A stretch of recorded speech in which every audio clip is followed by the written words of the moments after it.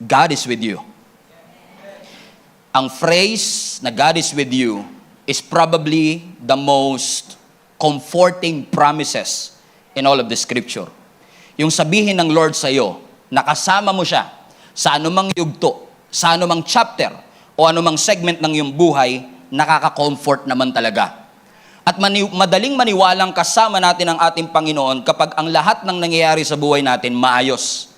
Kapag kakatanggap mo lang ng promotion, pagka 6-digit ang laman ng bank account mo, kapag bagong kasal ka pa lang at nasa honeymoon stage pa lang kayo, kapag kakakuha mo pa lang ng malaking bonus kahit lagi kang absent, and your body is in great shape, your family never fights, sana all, and you have enough money for at least 10 years of your life, madaling sabihin God is with me when everything in our life is doing great. But it seems a difficult phrase to claim kapag ang buhay natin ay hindi okay. It's more difficult pa nga sometimes to sense His presence when we are experiencing difficult times in our life. At yung salitang valley, maaaring tayong mga Pilipino hindi tayo masyadong familiar, pero ang valley o yung kapatagan, yung plains, yung patag, sanay tayo sa patag kasi dito sa Metro Manila, puro tayo patag. Ang pinakamalapit na bundok dito, Smoky Mountain. Okay? So puro patag. So sanay tayo sa patag, sanay tayo sa valley, pero ang valley, especially in the scripture, ay madalas gamiting metaphor sa mga difficult times of your life. So when you say you are in the valley of your life, you are saying, I am experiencing a difficult season of my life. Kumbaga para akong nasa low spot. Parang pakiramdam ko, lubog ako. Parang pakiramdam ko, madilim ang aking buhay, hopeless ang aking buhay, I am surrounded, outnumbered, I have a lot of issues in my life, at marami akong mga pinagdadaanan, and I cannot seem to find a way out. That's what you call a valley experience. So maaaring ikaw ay nasa valley of trouble, valley of sadness, valley of loneliness, valley of depression, valley of sickness, valley of financial lack, financial difficulty, lahat tayo dumadaan sa mga valleys ng ating buhay. Correct? Comprende? See, bakit mga kapatid? Kasi na-realize ko po that valleys are necessary. Importante ang mga valleys sa ating buhay. Importanteng dumadaan tayo sa mga down moments, sa mga low spot, sa mga lubog ng ating buhay, kasi hindi naman pinangako ng Lord na habang buhay kang nasa tuktok. May mga panahong lubog ka, pero salamat hindi ka lunod dahil kasama mo ang ating Panginoon. Bumagsak pero hindi wasak sa tulong ng ating Panginoon. Amen? So I believe that valleys are necessary. Or at least sa buhay ni David, valleys are necessary. Kasi kung hindi siya lumaban sa Valley of Elah, literal na valley ito, kung hindi siya lumaban sa Valley of Elah, hindi siya na-recognize na magaling at kasama niya ang ating Panginoon. Naalala niyo naman siguro ang storya kung saan sa 1 Samuel 17, nilabanan niya si Goliath. 40 days na naghahamon itong si Goliath sa mga nation of Israel, lahat bahagang buntot, walang gustong lumaban. Kahit yung hari nila na si King Saul, ayaw lumaban. And here comes David. May dala-dala pang plastic bag ng cheese bread, naghahatid ng tinapay at keso sa kanyang mga kapatid. Nung narinig niya yung hamon ni Goliath, ang sabi niya, who is this uncircumcised Philistine that is defying the armies of the living God? Sa Tagalog, sino itong uncircumcised Philistine? Amen. That is mocking the armies of the living God. I will fight him. Kaya nung humarap siya kay Goliath sa Valley of Elah, parang pakiramdam ni Goliath na insulto siya. Kaya sabi ni Goliath, am I a dog? Aso ba ako na ilalaban mo at parang ang dala-dala mo stick pa nga? Parang sinasabi ni Goliath sa kanya, is that all you got? Hey, nation of Israel, is this all you got? Itong binatang 17 years old na may hawak pa ng plastic bag ng cheese bread. Is this all you got? Ininsulto ni Goliath si David. Pero anong sinabi ni David? Ang sabi ni David kay Goliath, this day, God will deliver you into my hands. Now notice, ibang-iba yung kino-confess ni Goliath sa kino-confess ni David. Because what you confess in the valley is important. Importante yung mga bagay na kino-confess mo sa valley. Kasi si Goliath, he is talking about how big he is. Pero si David is talking about how big his God is. He's talking about his God, how great he is. Dahil sabi niya, my God will deliver you in my hands. Kasi when you talk defeat, you will experience defeat. When you talk sickness, you will experience sickness. And alam ni David John, and instead of confessing defeat, he is confessing victory. So ibig sabihin, when we face the valley experience of our lives, it is very important for us. Lahat tayo, na magkaroon tayo sa ating puso, God is with me in the mountaintop and in the valley low. Kaya sa verse 4 nung Psalms 23, I love this phrase kasi although ang Psalms 23 ay madalas gamitin sa mga funeral service, lalo yung verse 4. Kasi nabanggit yung salitang shadow of death. Nasabi ng verse 4, put it up on the screen, is that, yea, though I walk through the valley of the shadow, everybody say valley. Though I walk through the valley of the shadow of death, I will fear no evil, for you are with me. Now, question. Dito sa statement na to, ang sabi, even though I walk through the valley, it's not a question of if you will go through it. So, hindi sinabing even and though I walk through the valley, amen? Kasi lahat tayo dadaan sa valley, lahat tayo dadaan sa shadow of death, pero hindi tayo dapat matakot kasi kasama natin ang ating Panginoon.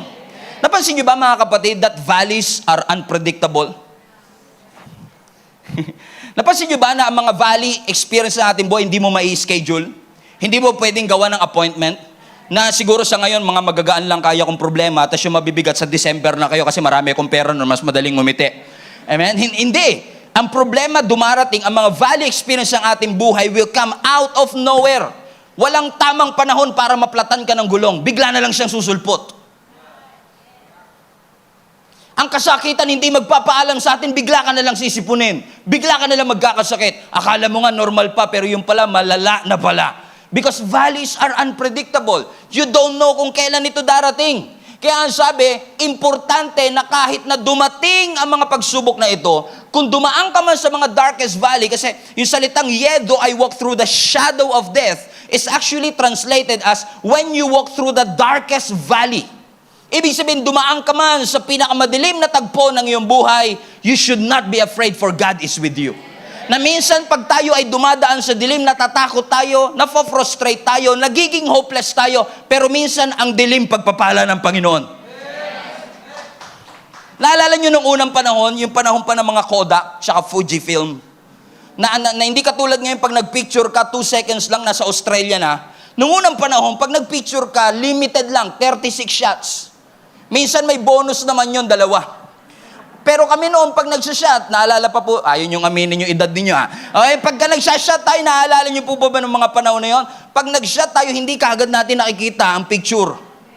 So para makita mo ang picture, dadalhin mo siya ngayon dun sa Fujifilm o kaya sa Kodak para ipa-develop. Now, many people don't know what happens sa pagde-develop. Alam nyo ginagawa sa pagde-develop? Dinadala yan sa isang lugar kung ang tawag ay dark room. Kung saan dun sa dark room, isa itong kwarto na walang pwedeng liwanag na sumingit kahit konti. Kasi once na lumiwanag at pumasok ang exposure ng ilaw, masisira yung film.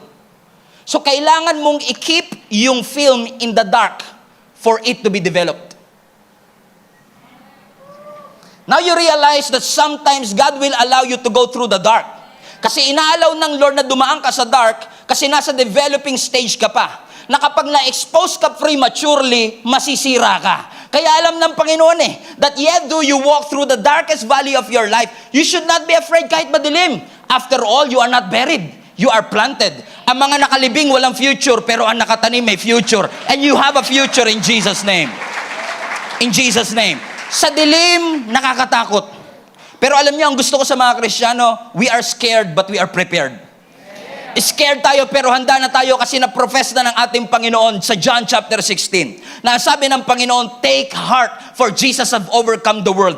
In this world, you will experience many trouble, many trial, many valley, many sickness, many frustrations. But take heart, tibayan mo ang iyong loob, for I have overcome the world.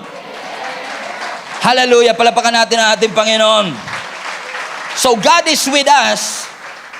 And I don't know if you can relate to me that God is with us na sometimes kahit unprepared and scared, there's grace. There's grace for us to get through.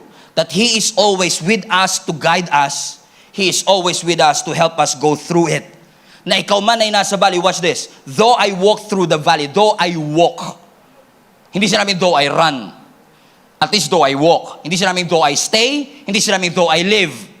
Sabi though I walk. Why? It's important that you always keep on moving kahit hindi mo ma-predict at hindi mo makita yung light on the other side of the tunnel. Na kahit nasa valley ka, at least you're walking. So continue stepping out of your comfort zone kahit natatakot ka. Kahit pakaramdam mo nasa dark room ka. Keep on walking until you see the light at the end of that tunnel. Because yes, valleys are unpredictable. Na merong uncertainty, pero meron tayong Diyos na laging certain. There is certainty in our faith in Jesus Christ. Meron tayong confidence. Yung nga lang minsan, di ba, ayaw natin ng valley, gusto natin ng mountaintop. Naalala nyo nung nakagraduate kayo sa school, yung pakiramdam nyo na yun, na lutang ka, na kahit pinapakain ka sa Jollibee, hindi mo malasahan yung spaghetti. Because you're... Hindi nyo naranasan yun, hindi napakain sa spaghetti kasi ng Jollibee, ano? Okay? Pero naalala nyo, pagka you are on a mountaintop, naalala ko si Peter, mga kapatid, nung ang ating Panginoon ay nag-transfigured. Naalala nyo yun? Na ang ating Panginoong Yesus ay nag-transfigure, nag-transform ang ating Panginoong Yesus na naging maputing-maputi ang ating Panginoong Yesus. And then Moses appeared, Elijah appeared, and then Peter spoke. Ang sabi ni Peter, nung lumabas si Elijah at lumabas si Moses, Lord, ang sabi niya kay Jesus, gagawa ako ng 3 tent. Isa sa iyo, isa para kay Moses, at isa para kay Elijah. Now read your Bible again. Merong naka-parenthesis doon. Sinabi yun ni Peter kasi hindi niya alam ang sasabihin niya. Basahin niyo yung Bible ninyo. Nung sinabi ni Peter yun, nagagawa ako ng tent, isa kay Peter, isa kay Elijah, isa kay Moises, isa kay Jesus, sinabi ni Peter yun kasi hindi niya alam ang kanyang gagawin. Alam niyo, may mga pagkakataon bang gano'n na hindi niyo alam ang masasabi niyo and you are saying the stupidest thing ever? Na minsan ko yung, ba't ko nasabi yun? And si Peter had that same experience. And sometimes sinusga natin si Peter, but well, I was reading that the other day, I realized, siguro sobrang overwhelmed lang ni Peter dun sa mountaintop experience. Pero mo, nandun si Jesus, nag-transfigure, nandun si Moses, nandun si Elijah, kaya sabi niya, i-preserve natin tong moment na to. Lord, dito na kayo matulog. Sabi siguro ni Elijah, ang ganda-ganda ng langit, papatulogin mo ko sa tent. Pero he was so overwhelmed, he wants to preserve the moment. Because you know what, sometimes kapag nasa mountaintop tayo, gusto natin i-preserve. Ayaw na nating alisan yung mountaintop experience, but mountaintop experience are not permanent. All of us will go through a valley low. Kahit gaano kayo kasaya, posible kayo mag-away. Tama, walang amen? Kahit gaano karami ang pera natin, pwede yung mawala sa isang idlap. How I wish lahat ng parte ng buhay natin okay.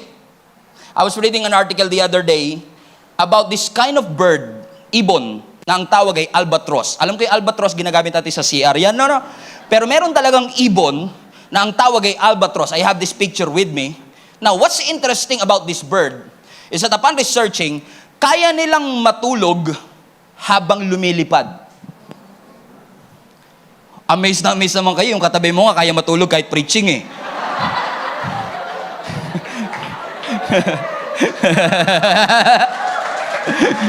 Pero amazing naman talaga. Alam mo tong albatross, they can sleep while flying. But what's interesting about this albatross, kaya nilang, listen, kaya nilang lumipad for years without touching the ground.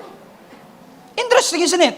Kaya nilang lumipad habang natutulog, na kaya nilang lumipad for many years na hindi sila dumadapo. How I wish ganyan tayo. Yung para lang tayo lagi nasa alapaap for many years. Na hindi tayo dumadaan sa mga valley moments ng buhay natin. Na hindi tayo nagtatouch ng ground. Na hindi tayo nakakaranas ng pagsubok. Na hindi tayo nakakaranas ng mga challenges sa ating buhay. Pero sino sa inyo ang agree, hindi tayo albatross? Amen? Ang pinakakaya lang nating gawin, pabanguin yung CR. Yun yung kalasing albatross.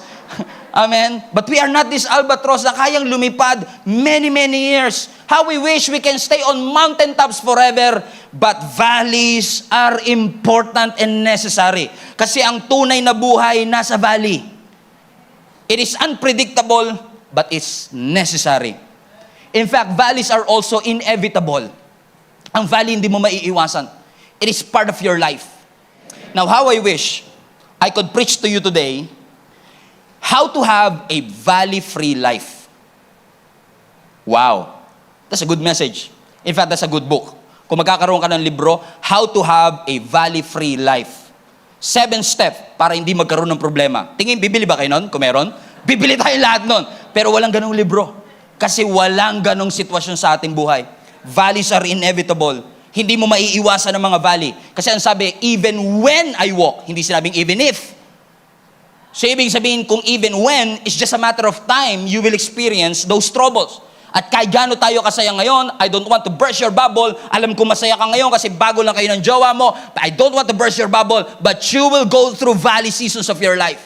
Kahit gaano karami ang pera natin, kahit gaano ka-stable ang trabaho natin, all of us will go through the valley. In fact, let me say this to you. Kahit gaano ka-righteous at kalapit sa Panginoon, you will go through a valley. Psalms 34 verse 19. The righteous person faces many troubles. Listen, righteous na ha. Nakakaranas pa ng trouble. But, ang kagandahan ng may Diyos ka, the Lord rescues you each time. And yes, there will be difficulties. And yes, there will be disappointments. And yes, there will be discouragement, lack, suffering, sorrow, sickness. But these are normal part of our lives. Totoo ito, hindi natin madidinay, hindi natin maiiwasan. Pero we have to be reminded also that God is always with us. Anyo, ako po, kami ni Jenny, ay magse-celebrate ng 10 years ng pagpapastor namin dito sa church on October. Palapakan natin ang Panginoon. 10 taon na tayo magkakasama. Parang hindi kayo masaya. Parang, tapusin na natin to. Sabagay, 10 years naman na, pastor, stop na yan. Diba? 10 years of God's faithfulness. And I've realized that I preach at least 500 times in this church. At least 500 message rather. Kasi dahil multiple service tayo, that could rise to at least 2,000 preachings. And you always hear my story. All the valleys that we face. Marami kaming valley na pinagdaanan. And in case hindi nyo po narinig, marami po sa YouTube, panoorin nyo na lang po lahat. Hindi ko kayang i-recite lahat eh. But kami ni Jenny, we've been through valleys as well. Valley ng sickness. Many of you knew already that I've gone through a valley of depression. Valley of relationship tensions, financial difficulties. But we thank the Lord that even though we walk through the valley of the shadow of death, hanggang ngayon hindi kami natatakot kasi alam namin kasama namin ang ating Panginoon. Now listen. Ano po ang pinanghahawakan natin? Ang pinanghahawakan natin yung salitang when you go through the valley. Hindi naman sinabi ng Bible when you go in the valley lang eh. Hindi ka dadalin lang ng Lord sa valley, tapos hindi ka na niya papalabasin. Ang sabi ng Panginoon, papadaanin ka niya, pero makakalagpas ka. In fact, minsan, kapag meron tayo mga valley experience, napansin nyo ba, minsan ang interpretation natin, spiritual attack lagi. Nagkasakit ako, spiritual attack to. Na-late na naman ako sa church, hinadlangan na naman ako ng Diablo ngayon. Spiritual attack na naman to. Pero hindi lahat ng mga valley experience natin is spiritual attack. Hindi lahat ng valley experience ay bunga ng evil spirit. Sometimes it is the Holy Spirit that is leading you to the valley of the shadow of death for you to realize that when you are afraid, you should not. Kasi kasama mo ang ating Panginoon. That you must have that faith to trust in God no matter what. To trust the Lord with all your heart. To put your confidence in Him. Come on, somebody. Naalala nyo si Jesus na to ha, after ng mountaintop experience dun sa Jordan River when He was baptized. That Jesus was baptized in the Jordan River, pag-ahon ng ating Panginoong Yesus, ang sabi ng Scripture, the Father spoke, "This is my beloved Son, in whom I am well pleased. Hear Him." So si Jesus nakakuha kagad siya ng affirmation mula sa Ama, I am the beloved Son. And then after that affirmation, the Bible says that the Holy Spirit led Him in the wilderness to be tempted. Now that's interesting. Hindi evil spirit ang nagdala kay Jesus. It is the Holy Spirit Himself that brought Him to that temptation to test Jesus. So yung mga testing ng ating buhay, hindi siya laging kasalanan ng Diablo. Alam niyo yung Diablo gusto na maging born again eh. Sabi, ako na naman nasisi dito mga to. Atake ko doon. Nananahimik ako dito. Ako na naman daw. Pati tuloy si Satan gusto naman. Sige na nga, sa inyo na nga lang din ako para hindi nyo na ako mapagbintangan. Pero sometimes God will allow you to go through that kasi hindi natin siya maiiwasan. Sometimes, God has the power. I should not say sometimes. God has the power to stop the storm. He is. He's so powerful. Kaya niyang pahintuin ng bagyo, but sometimes God will choose not to. And He will allow you to go through the storm for you to realize who really our God is. Amen? So valleys are inevitable. And number 3, valleys are temporary. That's what I love about the valleys.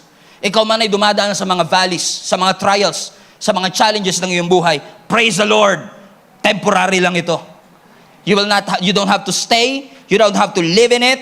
Valley is not your dwelling place. Valleys are not your destination. Valleys are your promotion. God is using the valleys to promote you, from bringing you from one place to the other, from this to that, from this sickness to that healing, from this lack to that provision, from this trials to that triumph. God has the power to bring you through it. It is not your final destination. It's not a dead end. Actually, geographically speaking, when you are actually in the valley, you are in between two mountains. Diba?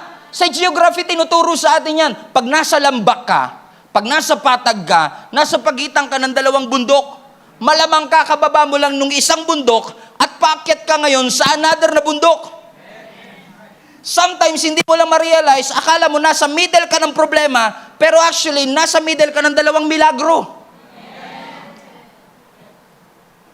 That yes, I am going through a difficult moment, but this is just temporary. Naalala niyo po ang ating Panginoong Yesus. Amen. Na ang sabi ng Scripture, gumawa ang ating Panginoong Yesus ng matinding milagro. Amen. Nung pinalayas niya yung demonya na merong 6,000 demons. And then after that, pinakain ni Jesus Christ yung 15,000 people. Ang daming milagro ng ating Panginoong Jesus. And after that miracle, the Bible says that God commanded the disciples to go through the other side. Pero habang sila'y nasa gitna ng Sea of Galilee, dumaan sila ng matinding bagyo. Di nila ginusto na nandun sila. Sinunod lang nila yung utos ni Jesus na pumunta sila sa kabilang side. And sometimes nagtataka tayo, bakit tayo dumadaan sa pagsubok, sumusunod lang naman tayo. But you are exactly where you needed to be. Kasi gusto ng Diyos na i-test ang faith natin. And that's exactly what happened. Ang sabi ng Scripture, nung pinakain ng Lord ang 15,000 people, 12 baskets ang sobra doon sa pagpapakain. 15,000 people, gamit lang ang 5 gardenia at 2 ligo sardines. Pero sumobra pa ng 12 basket ng tinapay. Hallelujah. Nasabi ng Scripture, tumawid sila doon sa Sea of Galilee. Papunta sila sa another miracle. So they are not in the middle of the storm. They are actually in the middle of 2 miracles. And every time you face a struggle, always remember, always remind yourself, I'm not in the middle of the problem. I'm in the middle of 2 miracles. Because I've gone through depression, and now I'm struggling. I've gone through it. Napagtagumpayan ko. Dumaan man ako sa financial difficulty ngayon, alam ko that the best is yet to come. That God will never leave me. That these valleys are temporary. It is not permanent. This is not where I live. Amen? So every time makakaranas tayo ng valley, every time nahaharap tayo sa valley, amoy-amoy niya na. I smell blessing. I smell the mountaintop experience. I smell the trees. I smell the fruit. Kailangan lang talasan natin ang ating mga senses kasi hindi ka iiwanan ng ating Panginoon sa gitna ng valley na iyan. Kung hindi ka hihinto, if you will keep on walking, you will experience that breakthrough. You will experience that victory. Huwag mo lang i-interpret as a spiritual attack. It may look like a permanent thing in your life, but it is not permanent. God is with you. Through the valley, through the storm. Sabi mo sa katabi mo, God is with you. Kasama natin ang ating Panginoon.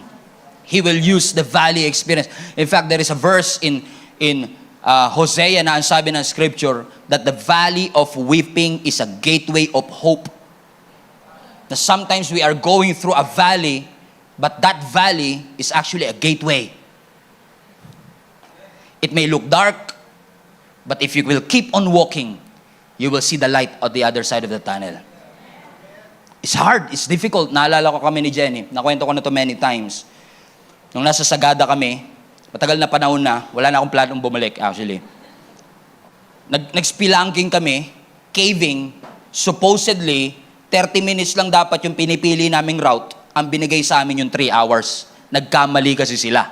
So obviously, pang-advance yun, first time ko pa, yung ganyan, dumaan kami 3 oras na puro dilim.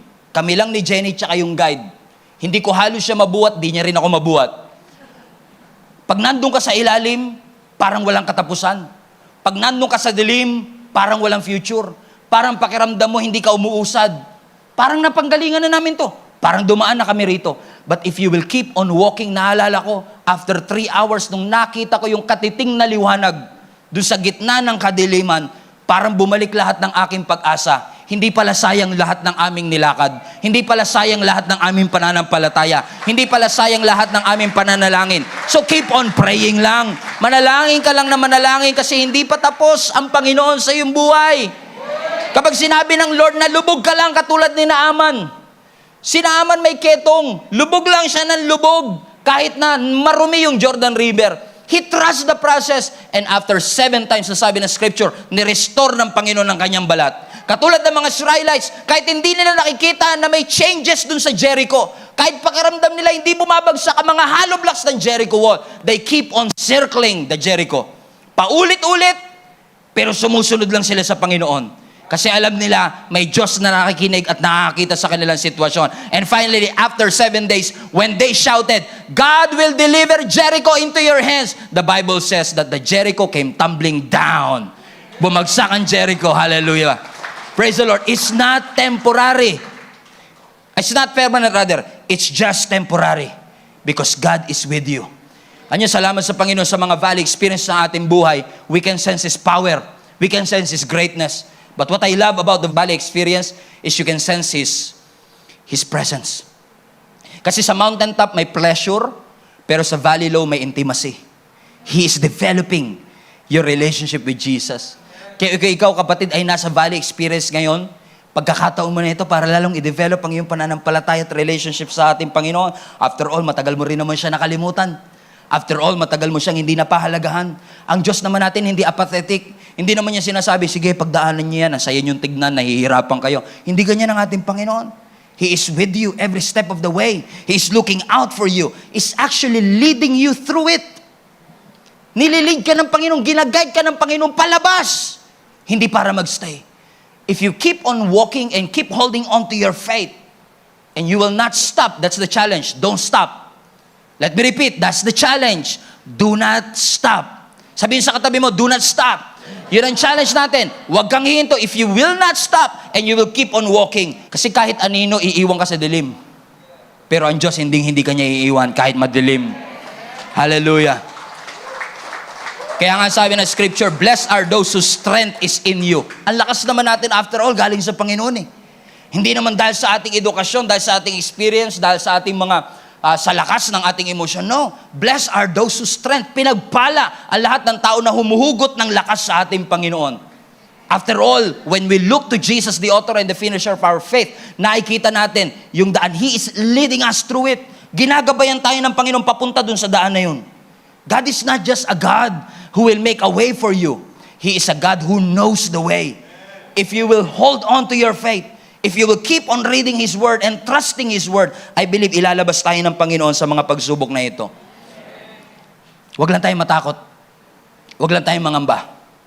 God is the God of the mountaintops and the valley low. Sa mga panahong meron kang testimony, He is your God. Sa mga panahong wala kang pananampalataya at parang nauubusan ka na ng pag-asa, He is your God. Ang takot, it will make you hesitant. Ang takot, it will make you insecure and full of doubts. At ginagamit ni Satan ang takot to keep you from moving out of your comfort zone. Pero huwag kang magpadaig sa takot. God is near, so you don't have to fear. He is with you. Everybody say, He is with you. What if gusto lang talagang baguhin ng Lord ang puso natin while we are in the valley? Because sometimes excited tayo sa change of life.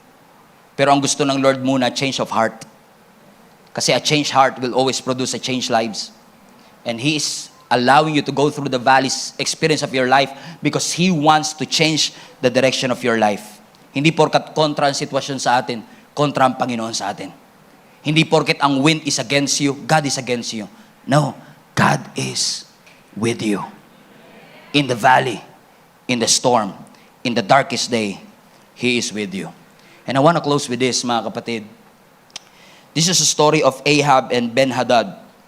Many of you are not familiar with this story, but let me lay down a groundwork here so that we can close, fasten your seatbelt. Ang mga Israelites ay nasa harapan na naman ng isang matinding laban katulad ng hinarap nila kay Jehoshaphat. They were outnumbered yet again. Lugi na naman sila sapagkat yung kalaban nilang mga taga-Syria, multitude ang kanilang soldier, pero ang mga Israelites, 7,000 lang. Sa pamamahala ni King Ahab ng Israel, tumupi agad si Ahab kasi nung trineten siya ni Ben-Hadad, yung king of Syria, ang sabi ng king of Syria, lahat ng inyong asawa, lahat ng inyong daughter, lahat ng inyong silver, lahat ng inyong gold, amin ng lahat yan. Si King Ahab, although wicked king, siya ang king of Israel by this point. At dahil sa takot ni King Ahab, dahil alam niyang outnumbered sila, kasi nga wala naman siyang masyadong pagtitiwala sa Panginoon, tumupi siya dito kay Ben-Hadad. At sabi niya kay Ben-Hadad, okay, sige, sa inyo na kami. Hindi man lang siya lumaban. Give up niya basta-basta yung nation of Israel. And then, God spoke to them. Kasi itong si Ben-Hadad, nung nalaman niyang ang bilis pala tumupi nitong mga taong ito, nagdemand pa siya ng mas marami. At sabi niya, pati mga bahay ng inyong mga pamilya, papasukin namin at lahat ng pwede namin makuha diyang kukuhanin namin. Medyo napiko na si King Ahab, parang sabi niya, sobra na to ah. Binibigay na nga namin yung silver and gold, pati nga mga asawa namin, anak namin, ibibigay na namin. Pati ba naman lahat ng mga property namin sa loob ng bahay, gusto pang nakawin. Kasi ganyan si Satan eh. Pag tumupi ka, mas lalo ka pa niya nanakawan. So in other words, sabihin si King Ahab, it is an obvious win for Syria. Defeat is inevitable. Siguradong talo ang mga Israelites. But since God is the God of Israel, something supernatural happened. To cut the long story short, nung lumaban sila, kahit na 7,000 lang sila, na-defeat nila ang Syria, ang Aram. To the point na nung na-defeat nila ang Syria, ang sabi sa 1 Kings chapter 20, ang sabi mismo ni Ben-Hadad ng king of Syria, watch this. Meanwhile, the servants of the king of Aram said to him, their God is a God of the mountains. That's why they were stronger than us. But let's fight against them in the valley. Then surely we'll be stronger than them. Ang sabi ni king of Syria, kaya lang naman sila nanalo kasi yung Diyos nila is the God of the mountains. Kaya siguro tayo natalo kasi mali yung ating geographical strategy. Balikan natin sila. So ginawa ng king of Syria, they are planning to attack again on the spring. But this time, sabi nila, doon natin sila labanan sa valley. Kasi minsan si Satan hirap tayong labanan kapag nasa mountaintop, kapag nasa church, kapag Sunday, kapag galing ka sa promotion, kapag kakareceive mo lang ng blessing. Kaya sabi siguro ni Satan sa atin, yung mga Kristiyano, ang hirap talunin pag masaya sila, no? Pag nakakakuha sila ng blessing, parang hindi sila matatalo kasi yung Diyos nila is a God of blessing. Try nating atakihin sila pag nandun sila sa valley experience. Kapag nandun sila sa kanilang mga challenges. Kapag nawalan sila ng mahal sa buhay. Kapag walan laman yung bank account nila. Kapag na-demote sila imbes na na-promote sila. Tignan natin kung may lakas pat pananampalataya ang mga taong ito.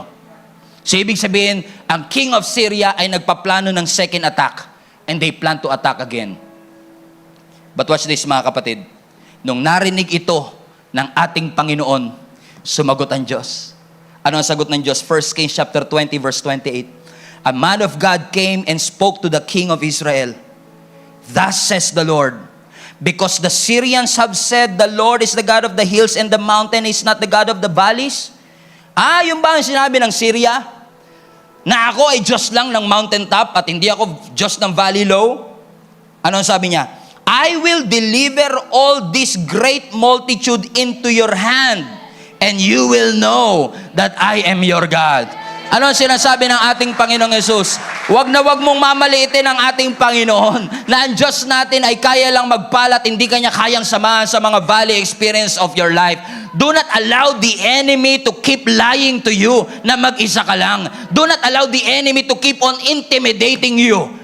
Hindi ko sinasabing walang giant, pero ang sinasabi ko lang that even your biggest giant ay kayang talunin ng ating Panginoong Yesus. That God can transition you from valley to victory because God is with you. From valley of trouble to the valley of hope. That God is the God of your peak, but God is a God of your weak. That God is a God of your mountaintop experience, and God is a God of your mountain low experience.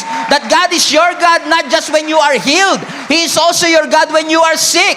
He is a God when you are on the wow days, and He is your God when you are on the wow days. He is your God on good times. He is your God on the bad times. God is with you all along. I want to encourage every one of us. Let us praise God in the valley, in the midst of our sickness. Worship the Lord. In the midst of your pain, praise Jesus. In the midst of that disappointment, purihin mo ang Panginoon. Do not complain. Praise. Do not complain. Worship.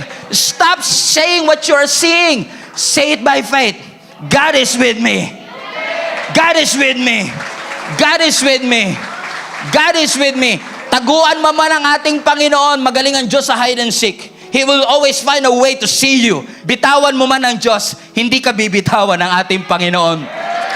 He is always with you through the mountaintop and even through the valley low. Your God is not just a God of the mountains. He is the God of the valley. He never lost a battle. He won the victory for each and every one of you. I don't know who is this for, but God wants to encourage you today. Do not give up. Do not surrender. Just keep on walking.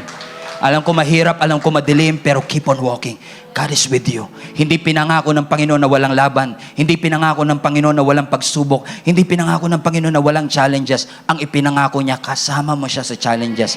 Kasama mo siya sa difficulty. Kasama mo siya sa mga problems and storms ng iyong buhay. He is with you. Through the storm, He is Lord. Rest in Him.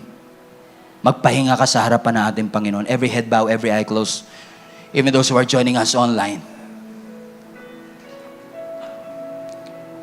Just come to the Lord right now and reassure yourself He is with you in the valley and in the storm.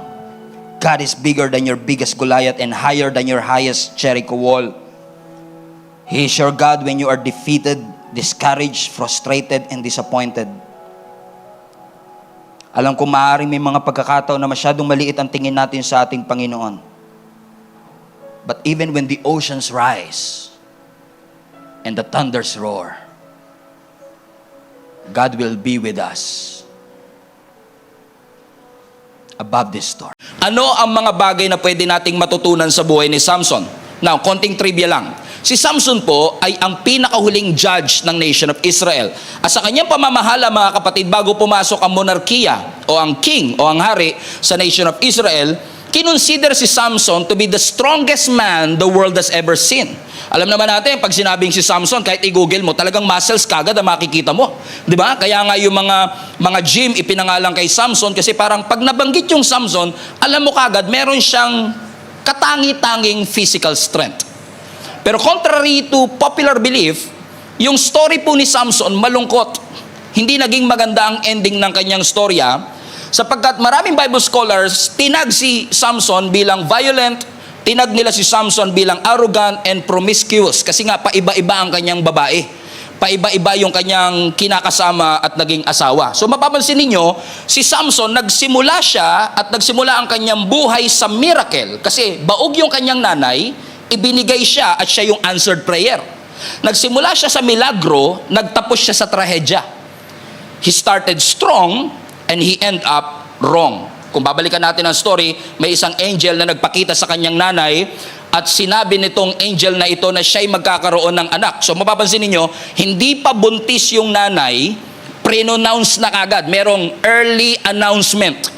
No? Yung angel na magkakaroon siya ng anak. And very critical ito sapagkat kung papansin niyo ang scripture, hindi lahat ng nagbubuntis ina-announce. Pero meron tayong mga kilalang biblical heroes na bago ipagbuntis, ina-announce muna. May kilala kayong ganon? Jesus. Diba? Bago ipinagbuntis si Jesus, in-announce muna ni Mary, si John the Baptist. Bago in-announce si John the Baptist kay Elizabeth, nagpakita rin ng angel, same angel Gabriel ang nagpakita sa kanya. Kung kilala niyo si Isaac, yung kanyang pagkakapanganak ay in-announce din ng ating Panginoon. So there must be something significant kasi in-announce ng angel na itong si Samson na ipapanganak ay magiging military leader ng nation of Israel. Pero hindi siya katulad ng normal na mga lalaki at normal na mga tao sapagkat bago pa man na ipagbuntis at bago pa man na ipanganak itong si Samson, meron ng panata ang Diyos.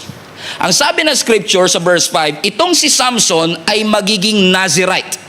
Everybody say Nazirite. Kung makikita nyo sa verse 5, no? Ang sabi rito, you will become pregnant, you will have a son whose head is never to be touched by a razor. Bawal siyang gupitan. Because the boy is to be a Nazirite. So ibig sabihin, si Samson, hindi siya natural at normal na lalaki o bata sapagkat siya ay magsisilbing Nazirite. Now, ang tanong na marami sa inyo, ano ibig sabihin ng Nazirite? Now, ang Nazirite ay galing sa salitang Nazir, na ang ibig sabihin is consecrated or set apart. Pag sinabi mong Nazirite, ibinukod siya. Ibig sabihin, yung damit mo ngayon, sa dami-dami ng damit sa department store, yan ang pinili mo, binukod mo, ang tawag doon, consecration. Out of so many dresses, out of so many shoes that you see on the department store, yung sapatos na yun ang pinili mo, ibig sabihin, kinonsecrate mo siya. Sinet apart mo. So, ibig sabihin, sa dami-dami na batang ipinapanganak, si Samson ay kinonsecrate ng Panginoon for a certain purpose. At ano yung purpose na yun? Maging military leader ng nation of Israel para magkaroon ng kalayaan ang kanilang bansa. Komprende? Maliwanag. Okay, so ibig sabihin, si Samson, kinonsecrate para maging leader, ang kanyang objective, pamunuan ang buong nation papunta sa kalayaan. Yun nga lang, pag ikaw ay Nazirite, may mga restriction ito. May mga certain restriction kapag ang isang tao ay Nazirite. Now, bigyan ko kayo ng tatlo kasi tatlo lang naman talaga to. Ano ang tatlong restriction kapag ikaw ay Nazirite? For example, ako ay Nazirite, meron akong tatlong bagay na hindi pwedeng gawin. Una, ang Nazirite, hindi siya pwedeng humawak o lumapit sa mga patay. Bear that in mind. Number two, ang Nazirite, hindi pwedeng uminom ng alak. Sabi mo sa katabi mo, disqualified ka sa Nazirite. Disqualified. Okay? Pangalawa, ang Nazirite, hindi siya pwedeng uminom ng alak or any alcoholic beverage. At ang pangatlo, ang Nazirite, hindi pwedeng gupitin ang buhok. O basahin natin sabay-sabay kasi kailangan natin niya maunawaan. Ano yung tatlong restriction ng Nazirite? Una, bawal humawak o lumapit sa patay. Pangalawa, bawal uminom ng alak. Sino sa inyo number 2 pa lang disqualified na? Okay? And number 3, bawal gupitan ang kanyang buhok. So, ibig sabihin, si Samson, dahil siya ay Nazirite, bawal niyang gawin ito. Komprende? Ano ang kapalit? Ang kapalit ng restriction, binigyan siya ng supernatural na lakas. So, ibig sabihin, bukod tangi siya na hindi pwedeng gawin ito, pero yung lakas niya kakaiba din. Bukod tangi din yung ibinigay na lakas ng Panginoon sa kanya sapagkat kilala si Samson, again, to be one of the strongest men that ever lived. In fact, kung titignan nyo ang track record ni Samson, kayang pumatay ni Samson ng isang leon gamit yung kanyang sariling kamay. Everybody say, ooh. Kung titignan nyo ang story ni Samson, if you are curious, Judges 13 hanggang 16, si Samson, mga kapatid, has the capacity to kill 1,000 Philistines gamit ang jaw ng donkey. 1,000 versus 1. Kaya niyang gawin lahat. In fact, yung pinakakilalang miracle na ginawa ni Samson, yung nakahawak siya sa dalawang poste, right? Nakakadena siya. Ito yung huling hininga ng kanyang buhay na tinulak niya yung poste ng templo at yung buong templo ay nag-crash down. Ganon siya kalakas. Sabihin nyo nga, ganon siya kalakas. Ganon siya kayaman, di ba? Ganon kalakas si Samson. Ibig sabihin, talagang kilala si Samson na malakas. Kaya, itong si Samson, naging sakit ng ulo ng mga Philistines. Kasi nagtataka sila, saan kaya galing yung lakas ni Samson? Spoiler alert, hindi sa buhok. Okay? So yung lakas ni Samson, pinaniwalaan ng lahat na galing sa buhok. Kaya nga, ang sabi ng scripture, talagang supernatural yung kanyang naging lakas, kaya naging sakit ng ulo siya ng mga Philistines. So yung mga Philistines, naging curious tuloy sila, saan kaya galing yung lakas ng taong ito? To the point, mga kapatid, tingnan niyo to, no? Si Samson, meron siyang supernatural strength, pero alam din ng marami sa atin na oo, meron siyang lakas, pero meron din siyang matinding kahinaan. Ano ang kahinaan ni Samson? In fact, let me rephrase. Sino ang kahinaan ni Samson? Sabi siguro ng iba, si Delilah. Pero totoo, mga kapatid. Kasi, oo, si Samson, kung lalaban sa mga lalaki, kahit 1,000 pa kayo, kaya niyang patayin. Pero pagdating sa babae, isa pa lang, bagsak na kagad. Sabi mo nga sa katabi mo, parang ikaw ang topic ngayon. Amen?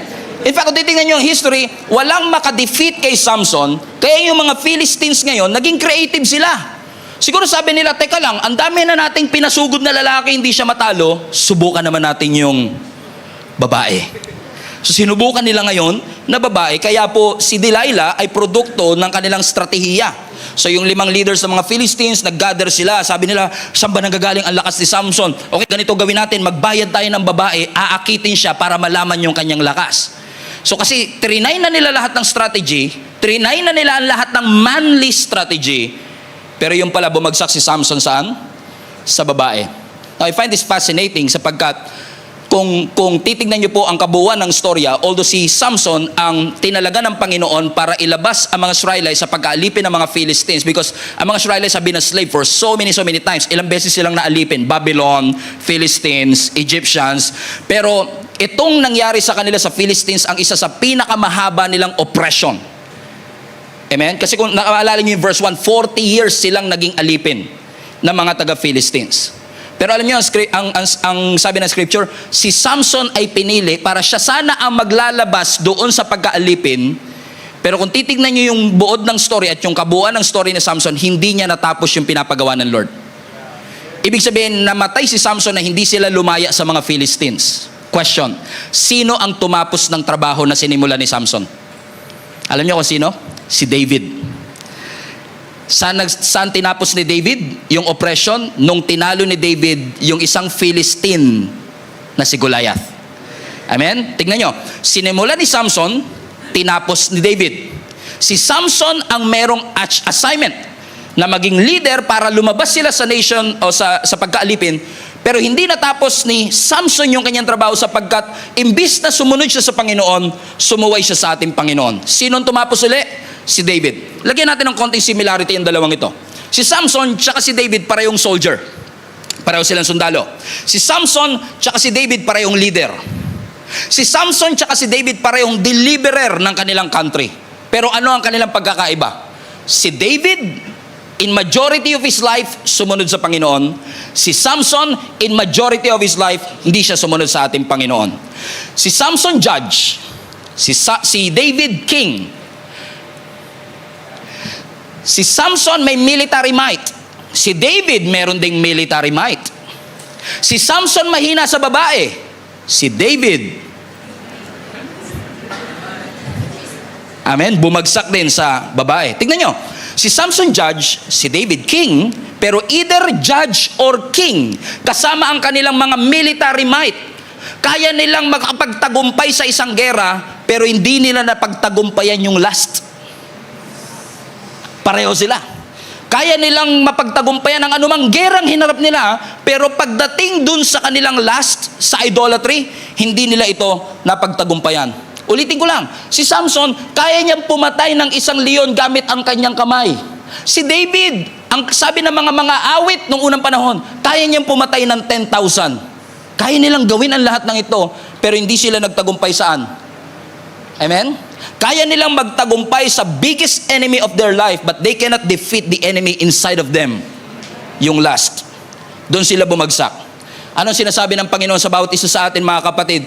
Ang sinasabi ng Lord sa atin, kahit gaano katindi ang iyong military might, kung wala ang Panginoon, hindi natin madidefeat yung mas matinding oppressor, yung kasalanan.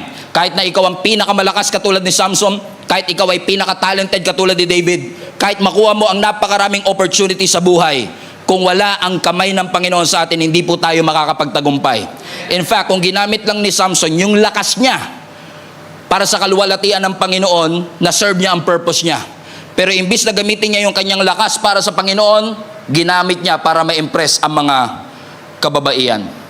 Hindi niya na-realize na sa kanyang sunod-sunod na pagsuway, nawawala na pala unti-unti ang anointing at kamay ng Panginoon sa kanya. Hindi ko alam kung sino kinakausap ng Panginoon dito, na marami sa atin, confident pa rin tayo kasi palagay natin may anointing pa rin ang ating ginagawa, pero baka hindi natin namamalayan na unti-unti nang nawawala yung gigil, yung gilas, yung bangis ng ating paglilingkod sa ating Panginoon. At nakakatakot pong isipin na iniisip natin kasama natin ang ating Panginoon, only to find out na paggising mo isang umaga, magugulat ka na lang, wala na pala sa iyo ang kamay ng ating Panginoon.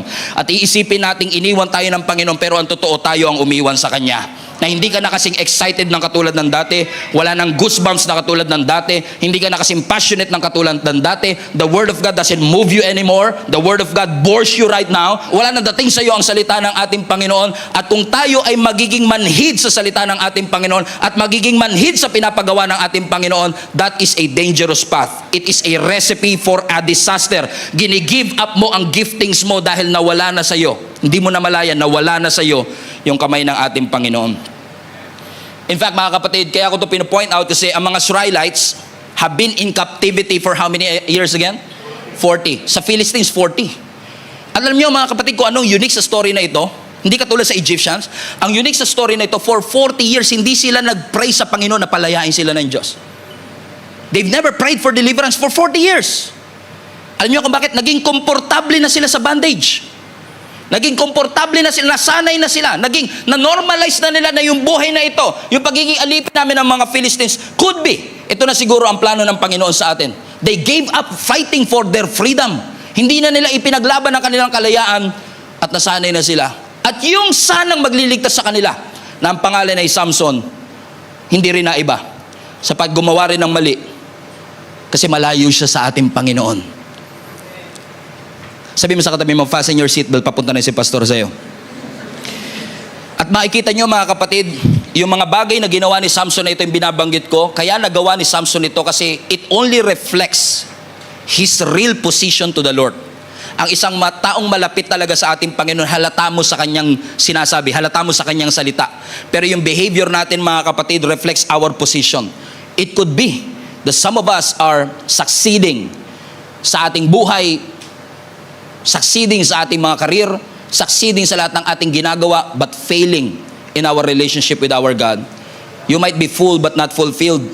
Makakabili ka ng relo pero hindi ka makakabili ng oras. Makakabili ka ng kama pero hindi ka makakabili ng tulog. Gusto ko lang i-remind ka kapatid na may mga bagay na ino-offer ang mundo na kayang ibigay ng Diyos, pero may ino-offer ang Diyos na hindi kayang ibigay ng mundong ito.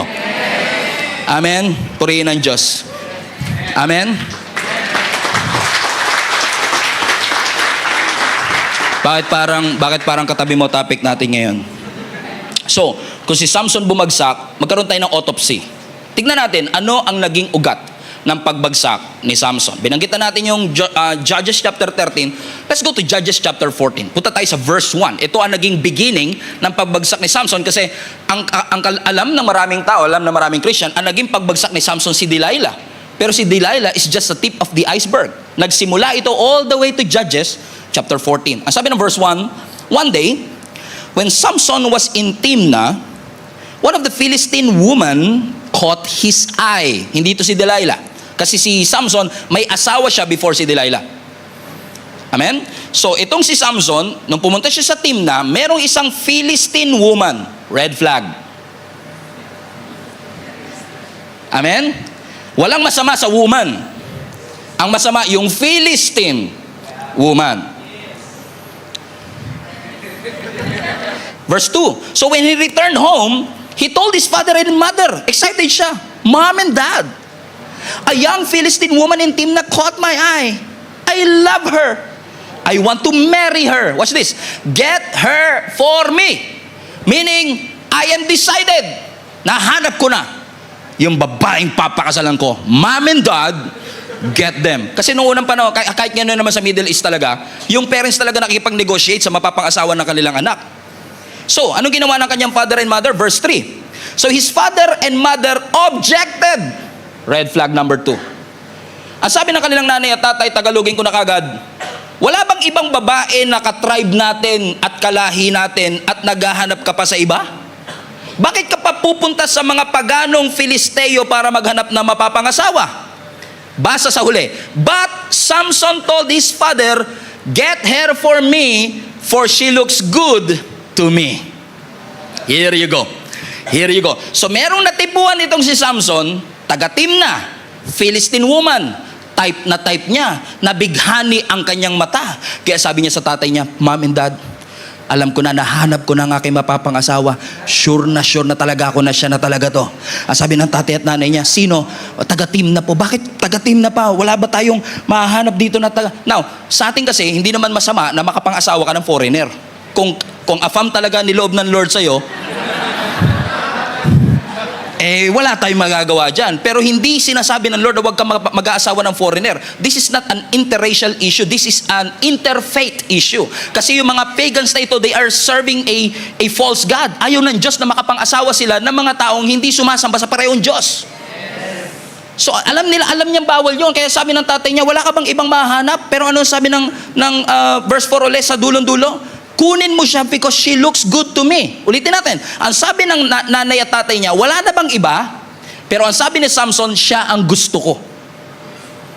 So in essence, si Samson, dinisrespect niya yung kanyang magulang, hindi niya vinalue yung opinion ng kanyang mga magulang, hindi siya nakinig sa kanyang mga magulang. Ask me why. Bakit hindi nakinig si Samson? Kasi si Samson ay controlled ng kanyang feelings. Amen? Akala ni Samson, love at first sight. Akala ni Samson, love at first sight, pero ang totoo, lust at first sight. Let me prove that to you. Bakit? Ano ang sabi ng scripture? Hindi niya naman kilala tong babaeng ito. Nabighani lang siya sa ganda. He was starstruck with her beauty. Judgmental ko naman, pastor. Hindi, verse 2. Ano sabi ng verse 2? A young Philistine woman in Timna caught my eye. Hindi niya kilala. Nabihag lang yung kanyang mata. Sabi mo sa katabi mo, delikado talaga yung mga mata na yan. Kung saan nakakatingin. Hindi mo makokontrol ang unang tingin, pero yung pangalawang tingin, alam mo na yan. Ano pa sabi ng verse 3? Verse 3, but Samson told his father, "Get her for me, for she looks good to me." Alam niyo ba kung bakit bumagsak si Adan at Eva? Kasi yung prutas looks good. Here you go again. Bumagsak na naman because pakiramdam nila ito. Pero hindi porket it looks good, it is good for your heart. It is good for your soul. Hindi porket maganda sa paningin, maganda sa kaluluwa. Hindi porket maganda sa paningin, maganda sa ating spiritual journey. It feels great. May mga kilala ba kayo na talagang sobrang in love nila, na talagang lumulutang sila sa alapab, that it feels great. Talagang ramdam nila yung pag-ibig. Pero hindi porket it feels great, kalooban ng Panginoon. Hindi porket masaya tayo, kalooban ng ating Panginoon. Let me repeat, they were not allowed to marry a citizen of other nation. In fact, I dig deeper. Alam niyo ba yung salitang Timna? Yung salitang Timna, pag kinonvert mo, i-translate mo, is actually the word forbidden. Forbidden na eh. Sinabi pa ng mga magulang, bawal, hindi ka pa pwede maghanap. Pero dahil masyado si Samson in love na kanyang may kilala ba kayong ganun, mga kapatid? Na sinabihan na ng nanay, sinabihan na ng tatay, sinabihan na ng mga kaibigan, pero dahil masyadong in love, sabi nila, wala akong ginagawang masama. Suportahan nyo na lang kung anong gusto. Gusto kong lumaya.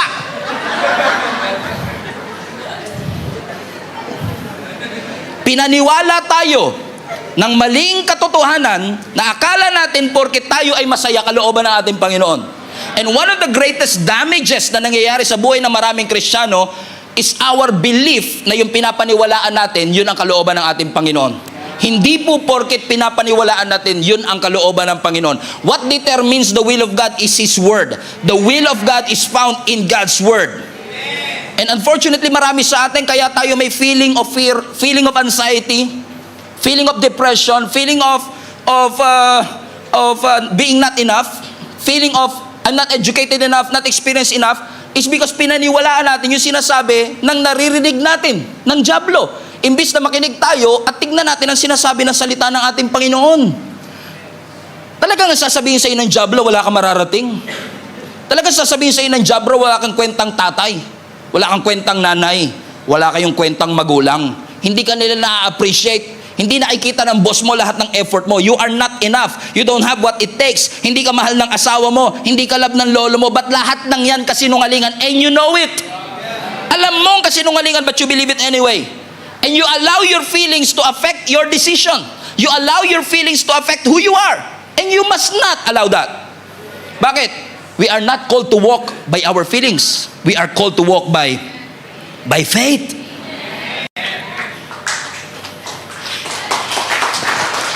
And instead of controlling our emotions, we allow the emotions to control us.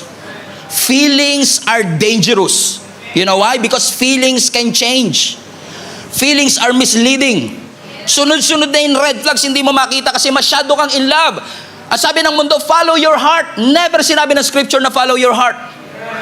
Ang sabi ng scripture, follow the Lord, not your heart. Kasi ang puso natin misleading. Ang puso natin dadalhin tayo sa kapahamakan. Pero ang salita ng Panginoon dadalhin tayo sa kabutihan. At lahat ng mga nanay, sumigaw ng amen.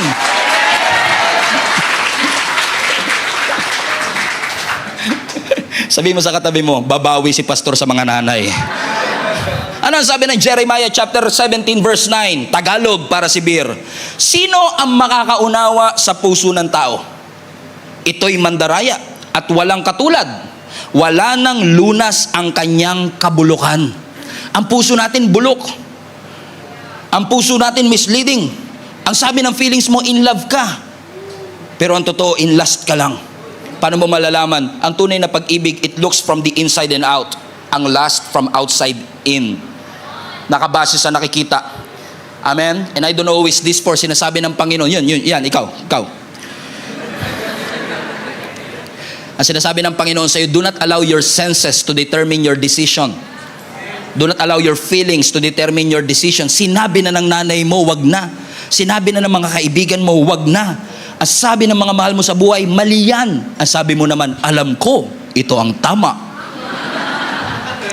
Come on now. Amen? Tingnan mo, si Samson, sinabihan ba siya ng nanay at tatay niya? Ilang beses. Pero nakinig ba siya? Hindi. Alam niyo, na-discover ko, kaya mahirap kay Samson na mag-decide na wag ipursu yung hindi pinapapursu kasi decided na siya. And I've counseled a lot of people, even those who are living in sin. Pero alam mo, ang pinakamahirap kumbinsihin, yung mga desidido na. Kumbinsidong silang malaya sila. Kumbinsidong silang masaya sila. Na hindi nila namamalayan, kaya lang sila masaya kasi bago pa yung counsel, bago pa yung babala, nakapag-decide na sila, ito na talaga gusto ko. We are not called to obey what feels right. We are called to obey what is right. What is the right thing to do? Tingnan mo verse 3. But Samson told his father, get her for me. Tingnan nyo, pinapakuha na ni Samson yung babae. Ibig sabihin talagang sigurado na talaga siya. Ito na talaga yung gusto niya. Lahat ng mga mangyayari sa buhay ni Samson ay may kinalaman sa desisyon na ito. And lagi mong tatandaan mga kapatid na lahat ng mga disiplina mo sa buhay, nakaakibat yan, nakaangkla yan sa mga desisyon mo sa buhay. Kapag nagdesisyon kang magpapayat, nagdesisyon ka na ayusin ang iyong buhay, kapag nagdesisyon ka na sumunod sa Panginoon, lahat ng disiplina gagawin mo para ma-accomplish yung decision mo. Pero kung hindi ka magde-decide, for example, na sumunod kay Lord, edi yung disiplina mo, nakadepende dun sa decision mo. Nagas nyo? At kung nag-decide si Samson, siya na talaga ang babae para sa akin, ibig sabihin, naging matimbang sa kanya yung kanyang nararamdaman kaysa sa katotohanan ng ating Panginoon. And it's dangerous if our senses are more convincing than the Word of God. It's dangerous if our feelings are more powerful and convincing than the Word of God. Kasi ito, ano alam ko sa pakiramdam, di po ako nagmamalinis. Ako din po ay nadala ng aking pakiramdam. Nadala tayo ng galit, nadala tayo ng takot, nadala tayo ng pag-ibig. Di ba naaalala nyo yung dati nyong gusto? Inabot kayo 5 years. Kumbinsido ka na siya para sa'yo, di ba? Kasi nga, in love ka eh. Hindi naman tayo nagmamalinis. Yung katabi mo sa kanan, ganun din. Yung katabi mo sa kaliwa, ganun din. Ano ang totoo rito? Napansin nyo? Pagka talagang takot ka, anxious ka, worried ka, or in love ka, lalamunin ka talaga ng feelings mo. At ang totoo, Ganito yan, ano? Yung feelings natin, lulunurin ka. So kung wala kang pinangahawakan, malulunod ka. So napakahalaga mga kapatid na kapag dumating yung feelings na yan, kailangan meron tayong pinangahawakan salita ng Panginoon. Or else, we will make a lot of stupid decision. You will spend money on somebody that will never pay you back. And you will spend time to someone who will never love you back. O yan na naman, puro pag-ibig na naman mga iniisip nyo. Alam niya kung bakit? Hindi naman kasi talaga po pwedeng susunod ka pero hindi ka masasaktan eh. Lahat ng pagsunod kay Lord may kaakibat na sakit talaga yan. Lahat ng pagsunod sa Panginoon may kaakibat na hirap. Pag pinag-give up ng Lord sa'yo, mahirap yun. Tamo, Lord, bibigay ko na po. Lord, bibigay ko na po. Sabi na Lord, nasa na? 3 years na. Anong ganap natin? Alam niyo kung bakit? Because ang obedience sa Panginoon, non-negotiable ang sakit. It will happen. Pero, kapag sumunod ka, ang ending mo masaya ka. Pag sumuway ka, ang ending mo masakit. Which path would you choose? Kasi minsan lang, kaya natin pinipili yung mali. We mean well. Napansin nyo, hindi rin naman natin alam na mali eh. Clouded lang talaga yung decision natin ng ating feelings. Akala, convinced ka talaga na yun ang tama because we fail to see what God sees. Hindi natin makita yung nakikita ng Panginoon. Hindi natin nakikita yung nakikita ng mga tao nagmamahal sa atin. Siniko ka na, sinabihan ka na, tinadyakan ka pa. Pero sabi niya, huwag ka nga makialam, alam ko ang ginagawa ko. Tama mga kapatid? Kahit yung mga nanay tatay nyo, dumaan din dyan. Lahat tayo dumaan din dyan. Because we fail to see what God sees. Ang nakikita lang natin yung pinopromote ng mundo, yung pinapractice ng mundo, yung pinupuri ng mundo. Amen? Alam nyo, nalulungkot ako sa mga kumakalat na uso ngayon. You follow your own truth. Where's that even coming from?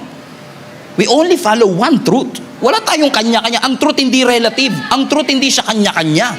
Isa lang ang definition ng katotohanan. At yung konsensya mo, hindi yan ang standard ng katotohanan. Yung standards mo, hindi yan ang standard ng katotohanan ng ating Panginoon. Ito ang standard ng katotohanan ng ating Panginoon. Sinabihan siya ng tatay niya, sinabihan siya ng nanay niya, sabihin, Mom, I have decided to follow my feelings. No turning back.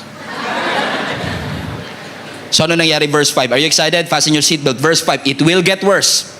It will get worse. Verse 5. So Samson went down to Timnah, so talagang tinuloy niya, together with his father and his mother. Now, kung gusto niya yung babae, pinurso niya sa Timnah, pero kasama niya yung nanay at tatay niya, ano kaya mangyayari sa tingin ninyo? Come on now. Come on now. Pupuntahan niya yung babae, sasama niya yung tatay at nanay niya, ano kayang gagawin nila? Mama, magpapakasal na. Tinuloy niya talaga. Sabi mo sa katabi mo, ang tigas ng ulo mo. Tinuloy mo pa. Sakit eh. Kahit ako, nasasaktan ako eh. Tigas din kasi ulo natin, ano? Katok. Tigas. Hard-headed eh. Tignan nyo. Si Samson, he went to Timnah together with his father and his mother. What's it? And as they approached the vineyards of Timnah, suddenly, a young lion came roaring toward him. Now, interesting. Kasi sabi ng scripture, habang papunta siya ng Timnah, dumaan sila sa vineyard. Why is this important? Because this is red flag number 1. Vineyard. Anong meron sa vineyard? Ubas. Anong napoproduce ng ubas? Wine. 3 restrictions ng Nazirite. Bawal humawak ng patay, bawal uminom ng alak, pero naglalakad sa pagawaan ng... Amen? At nung naglalakad siya papunta ng vineyard, merong isang leon na nagro-roar papunta sa kanya. Amen? Sumuway siya, obviously. May red flag number 1. You're not supposed to be there. You're not supposed to be in Timnah and you're not supposed to be in that vineyard. Because nilalapit mo ang sarili mo saan?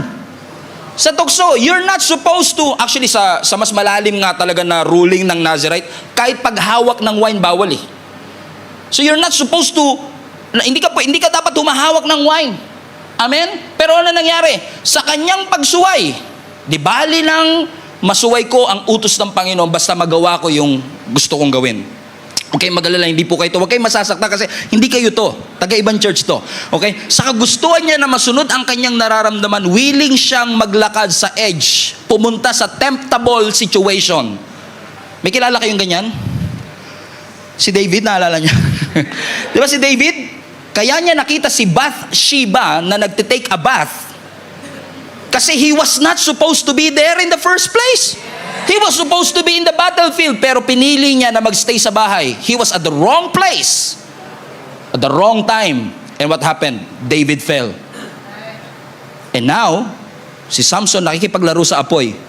Yung parang, hindi ako maglalasing, pero andito ako sa bar. Ano isa sa mga, lagi ko sinasabi sa mga volunteers ng Children's Church, pwede ba natin palapakan ng Children's team natin? We are trying our best to make sure that our children are in good security, because kung ikaw ay pedophile, saan ka ministry papasok? It will be very stupid for you kung gusto mo magbago ng iyong buhay na ikaw ay pedophile, pupunta ka sa Children's Church. Lalapit. Alcoholic ka, nagtatrabaho ka sa bar. Gusto mo magbago? Doesn't make sense, isn't it? Bawal sa kanya, pero sasaktan na ah. Kanina, malakas pa amen nyo ah.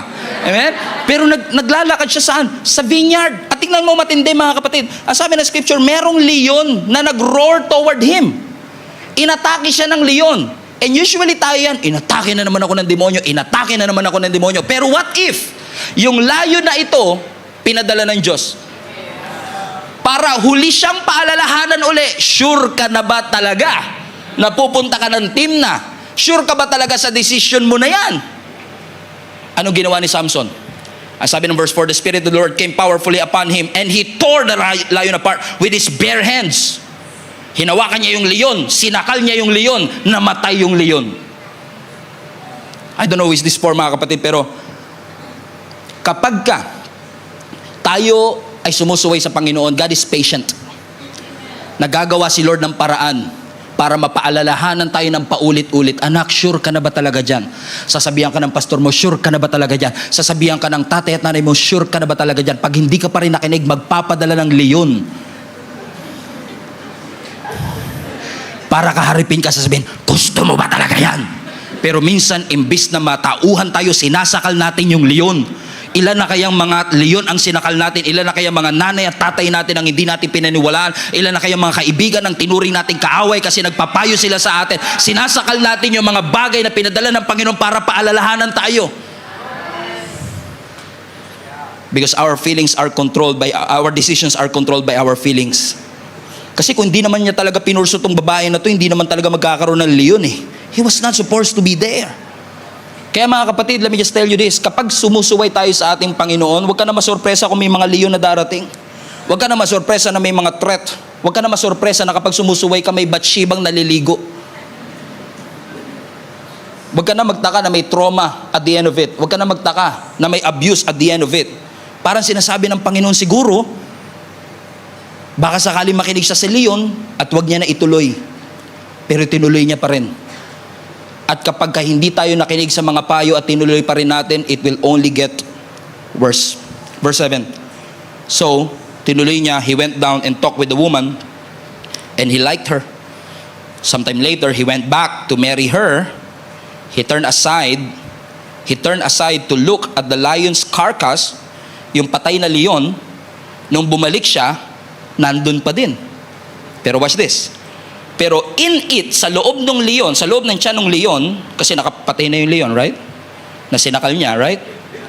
Patay na ngayon. Ang sabi ng scripture, doon sa leon na yun, nakakita siya ng swarm of bees. Ibig sabihin, pinamugaran na yung tiyan ng leon ng mga bubuyog. At kapag may bubuyog, may honey. So ano sabi ng scripture? Nakahiga yung lion, pagbalik ni Samson, oh, dito pa pala tong sinakal ko na to ah. Pero ang sabi ng scripture, yung tiyan ng leon, punong-puno ng Jollibee. So dahil punong-puno siya ng mga bees, ang sabi ng verse 9, watch this verse 9, ang ginawa niya, he scooped out of the honey in his hand. Kumuha siya ng honey dun sa tiyan ng leon. Ano sabi ng scripture, kinain niya habang naglalakad siya. Ginawa niyang snack bite. Red flag number 2. Dahil ang mga Nazirite, bawal lumapit or humawak ng patay. Again, it gets worse. At alam niyo, tingin ko, malaking insulto ito kasi alam niya nagkasala siya, alam niya pumupunta siya sa kasalanan, pero dinownplay niya yung kasalanan niya na ginagamit niya pa yung honey bilang pagkain at snack papunta sa kanyang pagkakamali at pagkakasala. Ano sabi ng scripture, when he rejoined his parent, he gave them some. Nung nakita niya yung kanyang mga magulang, binigyan niya rin yung kanyang mga magulang. Maliban naman ng mga magulang na galing yun sa tiyan ng patay na leon. So tinanggap, pansinin niyo, pagka talaga may mali, minsan nagdadamay ka pa, no? Ikaw din. Naalala niyo si Eve nung kinuha niya? And he gave some to his husband. O to her husband. Nandadamay pa. At sila'y kumain din. But he did not tell them what he had taken the honey from the lion's cars. Hindi niya sinabi sa kanya mga magulang na galing yun sa tiyan ng leon. But he did it anyway. Tingnan niyo mga kapatid, ano? Nilagay ni Samson ang kanyang sarili sa isang temptable position. Di ko alam kung may ganyan salita. Now question, masama bang pumunta sa vineyard? No. Pero dahil Nazirite siya, he was not allowed to be there. Alam niya yung vow niya. Ano yung vow niya? Hindi siya magpapagupit ng buhok. Hindi siya hahawak at lalapis sa kahit anong patay. At hindi siya iinom ng kahit anong alak. Pero hindi niya sineryoso yung kanyang vow. Kasi masyadong clouded yung decisions niya ng kanyang pag-ibig sa babaeng ito. And I don't know who is this for, pero napakarami pong mga Christians nowadays, kasama na ako minsan, na may mga pangako at panata tayo sa Diyos pero hindi natin siniseryoso. Lalo na kapag dumarating tayo sa dilema na mas matimbang yung nararamdaman natin kaysa sa pinapagawa ng ating Panginoon. Alam mo, kapag puro lang tayo expression ng pag-ibig sa Diyos pero hindi naman natin nilalakaran yung pag-ibig natin sa Diyos, hindi yan vow. Empty promise yan. So I don't know, is this for kung makakatulog na kayo for the rest of the service, just take God seriously. Seryosohin naman natin ang Panginoon. Huwag natin pagsamantalahan ng simbahan ng ating Panginoon. Seryosohin natin ang gawain. Seryosohin natin yung privilege na ipinagkaloob ng Diyos sa atin. Samson was supposed to lead the entire nation of Israel to freedom. Pero mas matimbang sa kanya that he downplay his sin. Dinownplay niya yung kanyang kasalanan at hindi niya nakita na yung kanyang buhay ay may purpose at may rason. Kapatid, may rason ang Diyos. May purpose ang Panginoon sa ating buhay. Ang sabi ng Acts 20 verse 24, my life is worth nothing to me unless I use it for finishing the work assigned me by the Lord Jesus Christ. And that is to tell the good news of Jesus Christ. Tagalogin ko, ang buhay natin walang saysay hanggat hindi natin tinatapos ang assignment na pinapagawa ng Panginoon sa atin. Lakaran natin yung vow natin. Yung pinangako natin sa Panginoon, tuparin natin. Yung pinangako natin at lahat ng desisyon natin nakaakibat dun sa pangako natin na yun sa ating Panginoon. Let me say this to you. Lahat ng pangako natin, hindi natin kayang tuparin kung wala ang grace ng Lord. Malinaw yan. Amen? Pero we have to understand as well na ang buhay natin should not be governed by what we feel. It must be governed by the truthfulness of the Word of God. Kasi ang feeling natin will make you ignore the truth of God's Word. Ini-ignore natin yung totoo kasi nga meron tayong bagong totoo na pinapaniwalaan. It will make you ignore the truth. Ano sabi ng Scripture? When you feel weak, kapag nararamdaman mong mahina ka, ano ang sabi ng Scripture sa atin? I can do all things through Christ who strengthens me. When you feel overwhelmed, ano ang sabi ng Scripture? God is your refuge and your strength, the very present help in times of your trouble. Kapag lunod na lunod ka sa problema, yun yung nararamdaman mo, pakiramdam mo walang sumusuport at walang nagmamahal sa'yo. Ano ang sinasabi ng Scripture? Weeping may endure for a night, but joy comes in the morning. There is a difference between what we feel and what the Word of God is saying. Kahit pag galit ang Panginoon sa atin, that's what parang galit ang Lord sa atin, sa akin. Parang malayo ang Panginoon sa akin. Pero ano sabi ng Scripture? His anger will last for a moment, but His favor will last for a lifetime. At kahit pa pakiramdam mo, pagod ka na, kasi marami sa inyo malakas pa, pero pasuko na. Kahit pa pagod na tayo sa ating buhay, nararamdaman natin na parang wala na tayong ibubuga. Ano ang sabi ng Scripture? kumapit tayo at huwag tayong mag-give up. Because in due season, you will reap. Harvest tayo. It's a matter of holding on to the truthfulness of the Word of God. Trusting God and putting your whole confidence in the truth of His Word. Amen? Proverbs 3 verse 5. Alam nyo na to dapat, di ko nalalagay sa screen. Proverbs 3 verse 5. Trust the Lord with all your heart and lean not on your own understanding. In all your ways acknowledge Him and He shall direct your feelings. Yung ba sinabi? No. He shall direct your path. Do you want God to direct your path? Yes. Start walking in the truthfulness of His Word. Kahit pa especially right now, I don't know sino kinakausap ng Panginoon, pero marami sa atin, meron tayong scarcity mindset, pakiramdam natin kulang, kaya hindi tayo makatulong, hindi tayo makapagbigay. Takot tayo sa future natin kasi parang feeling natin yung bagay na meron ako kulang. Kulang ang sweldo ko, kulang ang ipon ko, ang daming kulang sa buhay ko. That is a scarcity mindset. Pero ano ba papaniwalaan natin? Yung sinasabi ng feelings natin o yung sinasabi ng Word of God? Kasi sinasabi ng Scripture, God will supply all your needs according to His riches and in glory. Kasi I'm poor. Mahirap lang kami. Mamatay na kami, I'm poor. Huwag niyong sabihin, I'm poor. Sabihin niyo, I'm 5. 1, 2, 3, poor, 5. Pinapatawa ko lang kayo. Pero di ba ha? Nakasanayan kasi nating sabihin yung bagay na na nararamdaman natin. Amen? Nobody loves me. Nobody appreciates me. But always hold on to the truthfulness of the Word of God. We need to wise up, church. Amen? Kahit pa anong gawin natin, naniniwala ako mas maganda ang plano ng Diyos. Hindi taga-team na ang ibibigay ng Lord sa iyo. What if mas maganda talaga yung plano ng Diyos sa iyo kaysa sa mga pinaglalaban mo? Pero ayaw mo pa rin sumuko. Nasa close, mga kapatid. Anong ginawa ni Samson? Samson talaga. Sometime later, he went back. This time to marry her. Bear that in mind. Magpapakasal na si Samson. Jump, verse 10. Now, his father went down to see the woman. Siguro sabi ng tatay, ba't ba in love ka dito? Sino ba yan? And there, watch this, Samson held a feast. And it was a customary for young men. When the people saw him, they chose 30 men to be his companion. Hold on. Pagdating nila doon sa team ang sabi ng Scripture, nagdaos si Samson ng feast. Now, I find that interesting. Kailangan nyo naman ako, interesting sa akin yung feast na yan kasi duda ako na yung feast na to may kasama inuman. Right? So, I dig deeper. Meron niya kay Alnyo, sinearch ko yung Hebrew word, naghanap ako ng Hebrew dictionary at alam niyo yung feast, ang Hebrew word ng feast ay wine feast. Ibig sabihin, non-stop ang lahat ng alak. Hold on. Pwede ba uminom si Samson ng alak? No, pero nagpa-feast pa siya. Siya pa nanlibre. Pastor, bago umuwi lang ako galing Saudi, pinainom ko lang yung mga kabarkada ko. May nagpa-feast pa siya. And watch this, sabi ng Scripture, at naghanap sila ng 30 men na makakasama niya. 30 lalaki, may alak, ikakasal. Ano yun? Ikakasal, may alak, may 30 mga lalaki. Ano yun? Bachelor party. Nagdaos si Samson ng bachelor party. At sino hinanap niya mga kasama sa bachelor party? Mga lalaki dun sa team na. 30 of them. And this is the third thing kung bakit bumagsak si Samson.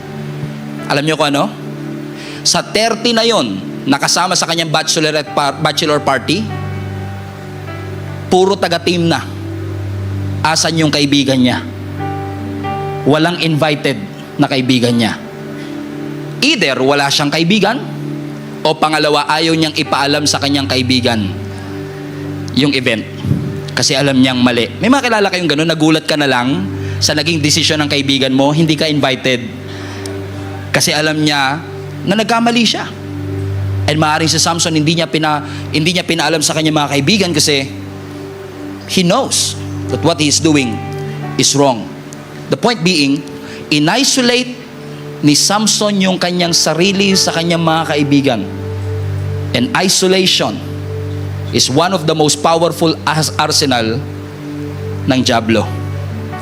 Every temptation is strong in isolation. Every temptation is strong.